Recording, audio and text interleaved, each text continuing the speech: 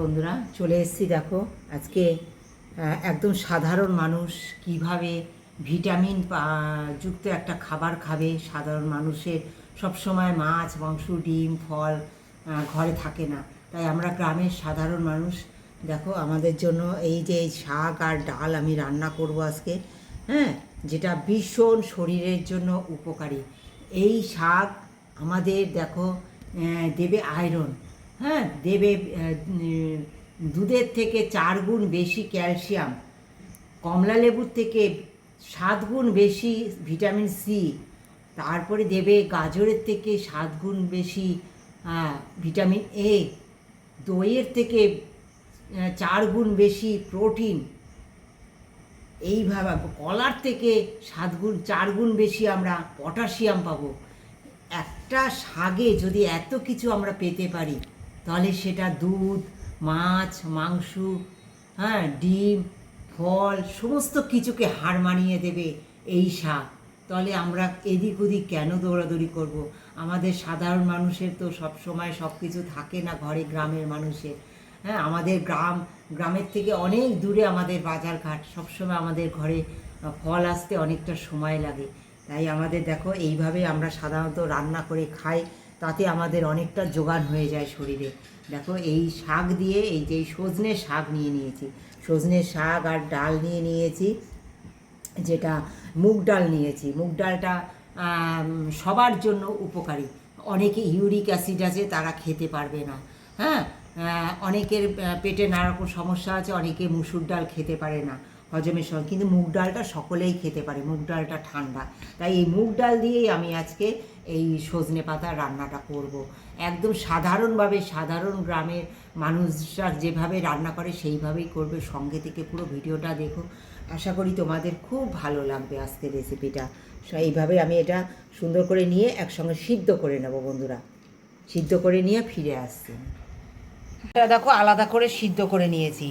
এবার দেখো এই যে শাকটা, এই শাকটা সুন্দর করে বেছে ধুয়ে নিয়েছি এইভাবে গোটা অবস্থায়, হ্যাঁ, সুন্দর করে দেখে দেখে আবার ভালো করে ধুয়ে নিয়েছি। এইভাবে আমি আলাদা করে সিদ্ধ করব, কারণ এই সজনে শাকে না একটা কষ আছে, সেই কষটা একসঙ্গে সিদ্ধ করলে কখনো ভালো সিদ্ধ হয় না, ডালটা ভালো সিদ্ধ হবে না। তাই আলাদা করে তোমরা সিদ্ধ করবে, খুব ঝটপট করে 2 মিনিটে রান্নাটা হয়ে যাবে, সিদ্ধ হতে বেশি সময় লাগবে না। এইভাবে আমি দেখো সব ছাড়িয়ে নিয়ে শুধু ঝটপট করে আমার সিদ্ধ হয়ে যাবে, 2 মিনিটে এই রেসিপি হয়ে যাবে। কিন্তু একসঙ্গে তোমরা সিদ্ধ করতে গেলে পর অনেক সময় লাগবে, কারণ এই কষের জন্য ডালটা সিদ্ধ হতে সময় লাগবে।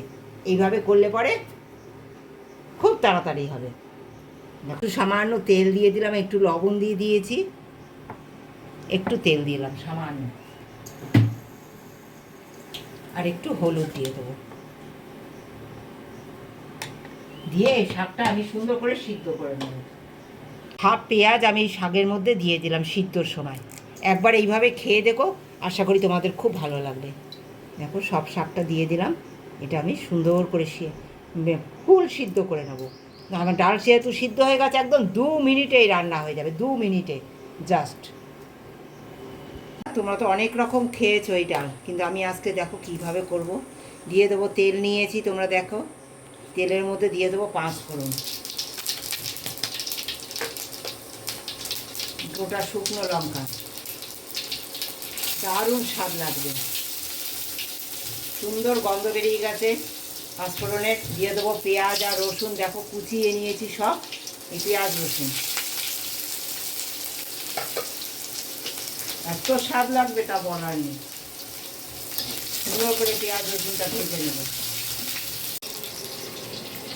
দেখো বন্ধুরা, ডাল আর শাক সব সিদ্ধ হয়ে গেছে, তোমরা দেখতে পেয়েছো, হ্যাঁ, সুন্দর করে সিদ্ধ করে নিয়েছি। এটা সিদ্ধ করে নিয়ে ডালের মধ্যে একসঙ্গে মিশিয়ে নিয়েছি, সুন্দর সুন্দর করে মিশিয়ে নিলাম বন্ধুরা।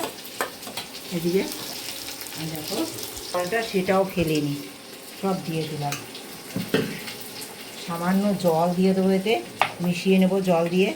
জলটা অবশ্যই গরম জল দিও, তবে বেশি ভালো লাগবে বন্ধুরা। সুন্দর করে মিশিয়ে নিয়েছি, সব সিদ্ধ হয়ে গেছে, 2 মিনিটেই রান্না হয়ে যাবে। দিয়ে দেবো এই যে মিশানো শাক আর ডাল, তোমরা দেখেছো আগে আমি সব কিছু দিয়ে দিয়েছি, দিয়ে দেবো এই যে কাঁচা পাকা লঙ্কা। ডালে খুব বেশি লঙ্কা যদি তোমাদের মনে হয় খাবে অবশ্যই দিতে পারো, আমি অল্প পরিমাণ লঙ্কা দিলাম। একটু লেবুর রস দিয়ে দেবো, এটা সুস্বাদু হওয়ার জন্য, যেহেতু এতে আয়রন আছে প্রচুর পরিমাণে, তাই একটু লেবুর রস দিয়ে এটা কার্যকারী করে তুললাম, আয়রনটা যাতে শরীরে অনেক বেশি পরিমাণ কার্যকারী হয়।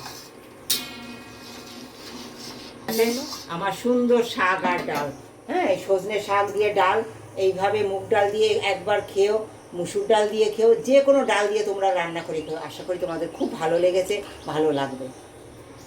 কেন আমার দেখার ডাল সামান্য একটুখানি আমি মিশ্রির গুঁড়ো দিচ্ছি বন্ধুরা, তোমরা চিনি দিতে পারো, হ্যাঁ একটু কষকষ ভাব থাকে তাই একটু লেবুও দিয়েছি, আর একটুখানি সামান্য মিশ্রির গুঁড়ো দিলাম, সাদা মিশ্রির গুঁড়ো।